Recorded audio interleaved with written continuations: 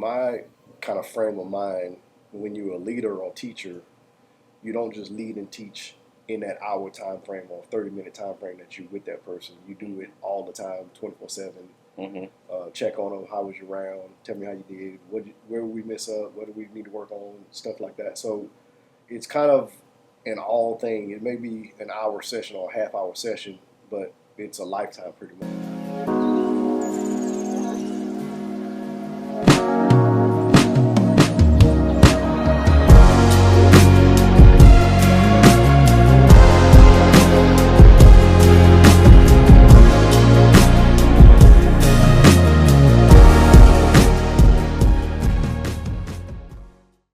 Welcome to another iteration of Conversations at the Point. Today I am here with golf pro extraordinaire, a legend, a self-proclaimed face of the franchise here at the club at Falcon Point. I'm here with Mr. Ivan Smith III. How are you doing today, sir? I'm good. Thank you for having me. Yes, sir. Yes, sir. You really are a face of the franchise here. Um, everybody knows you. You'll see people walking around here with the IS3 hats, like I have on right now. I also had a sweater on. I'm repping. But you are very admired within these walls of the country club and outside on the course as well. So we're going to delve a little bit into your journey, how you got here, where you were before here, so people can get to know the guy behind the IS3. So, with us being friends and coworkers for so long, I know that golf wasn't always a part of your story.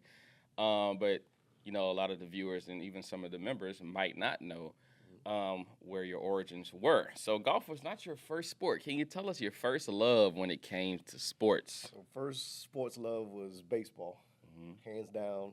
Loved it, played it my whole life, and then the natural progression from baseball to golf and going into teaching.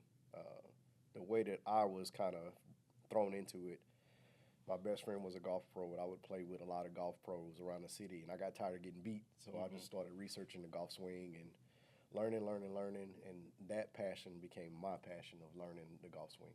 Right. So, through our personal talks, I know a little bit about, your trajectory to getting here and how it wasn't as seamless as a transition as one might think. So you actually had a corporate job Yes. before you came into the golf world. Can you take us a little bit into that and how, that decision to leave that stability, that comfortability that comes with, having a steady job and choosing to leave into something that was unknown. So can you take us into that? So as far as that, working a corporate job, had 3 days off in a row, and all those 3 days, all I was doing was playing golf with the boys anyway. So just started finding myself at work thinking about golf and golf swing and all this stuff, and it gets into you. So I just decided to take the plunge and just go all in.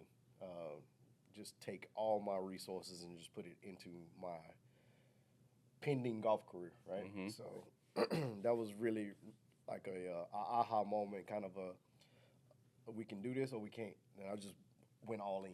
Yeah. And here we are today. What gave you the bravery or the courage to be able to do that? Because, like I said, when I posed the question, it was not, I would think it would be an easy move. No, it's not an easy move. Go from the corporate to where you went. So you go from a guarantee to a not guarantee. So that's a scary kind of thing. But if you do something, like they say all the time, if you do what you love, you never feel like you are working, right? Right. So this is what I love, and I wanted to go all in with it. So right. Yeah.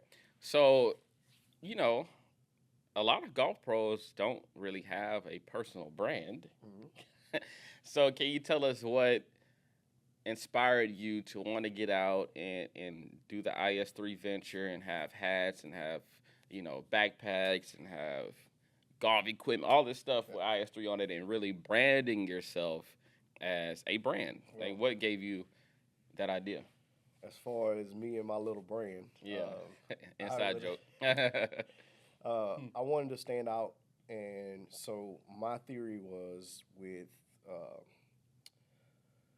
kind of like corporations, that logo stands out. So when you see the logo, it will automatically stand out. You know, you got class, you got professionalism, you got all the other things, right? So I wanted to create a logo that stood for what I stood for and kind of stood out. Hence the pink color and all the other kind of idiosyncrasies that go along with it. So, Right. yeah. Speaking of those idiosyncrasies, there's a story behind the color of IS3. Do you care to let the people So in a little bit on for that? sure, the pink is in homage to my mother, who's a 2-time breast cancer survivor. So that's part of it. And even my brother, when he had an AAU basketball team, their uniforms were pink and black. So Yeah. that, and then the flower that you see every once in a while when I post something, or if it's anything Oh, golf it's on your related. hat right now. Yeah, for sure. That's in homage of my father. So it's kind of a dual purpose kind of thing, the pink and then the flower. So Right. flowers for dad, the pink is for mom. So Right. Yeah. Your students love you. You have a great relationship with most of them. They rock the IS3. You know, you're very present, in their lives, just not just when you're giving them lessons, but, text messages, how you're doing, all of that. You have a great relationship with them. So can you take us into that? Like, what makes you want to go not just teaching them golf, which is your job, but also going beyond that to develop a personal relationship with the kids and even the adults, because you give adults. But what makes you go beyond to want to show them that you actually care about them beyond golf? In my kind of frame of mind, when you're a leader or teacher, you don't just lead and teach in that hour time frame or 30-minute time frame that you're with that person. You do it all the time, 24/7. Check on them. How was your round? Tell me how you did. Where we miss up? What do we need to work on? Stuff like that. So it's kind of an all thing. It may be an hour session or a half-hour session, but it's a lifetime pretty much, because you build a relationship with that student, and it's just you two kind of working together against all the other obstacles, right? So, Right. And it's a nonstop thing, right? It's nonstop. Yeah. You may pay me for the 30 minutes or an hour, but you get a lifetime worth of lessons, right? Right. So how has that helped you in your personal life as far as learning to deal with, because you have students and each one of them you have to cater to differently, right, as a coach. So how has that helped you maybe in your personal life dealing with different So as far as personalities, different personalities, you got to be adaptable.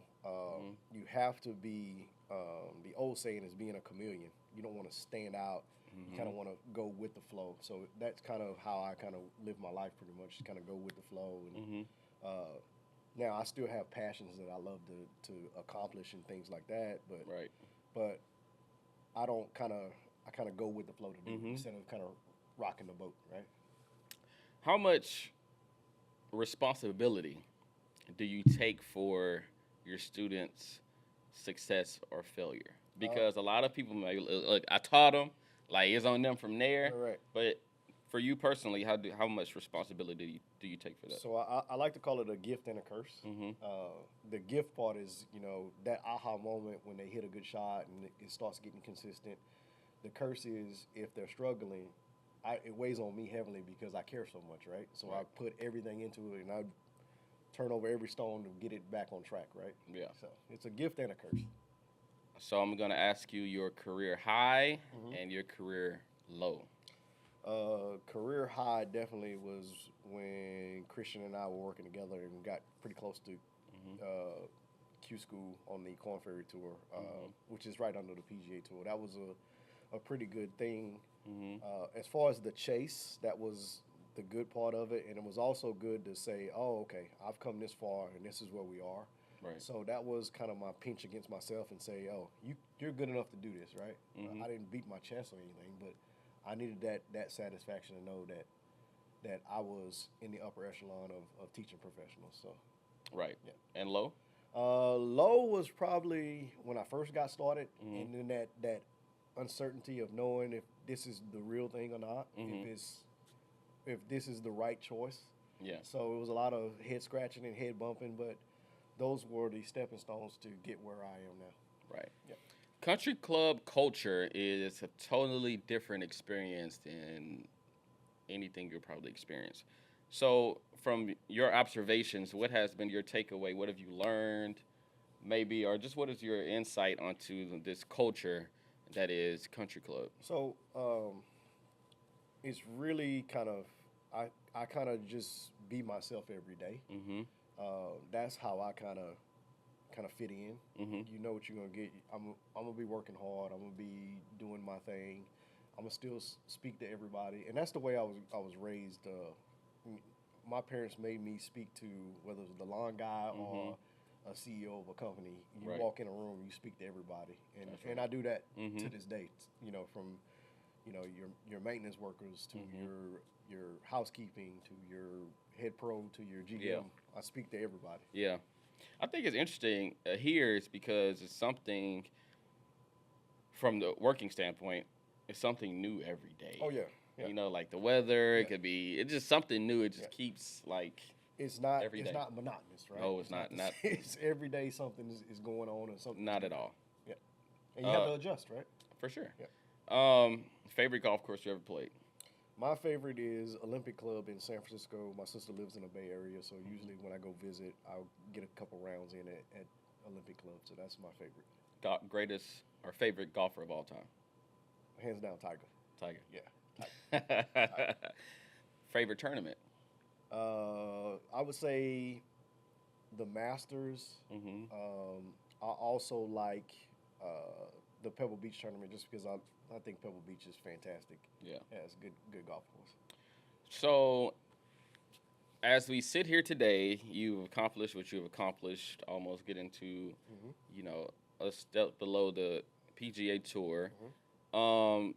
So what is it that you are seeking out to accomplish? What's next for IS3? So what's next for me is uh, that the story of my career is still being written.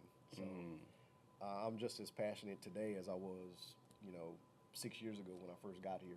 right. I still want to be the best. Mm-hmm. I want to be the best golf instructor in Katy, Texas. So that's what drives me. So just to keep pushing on the gas, right? Mhm. Keep on going forward.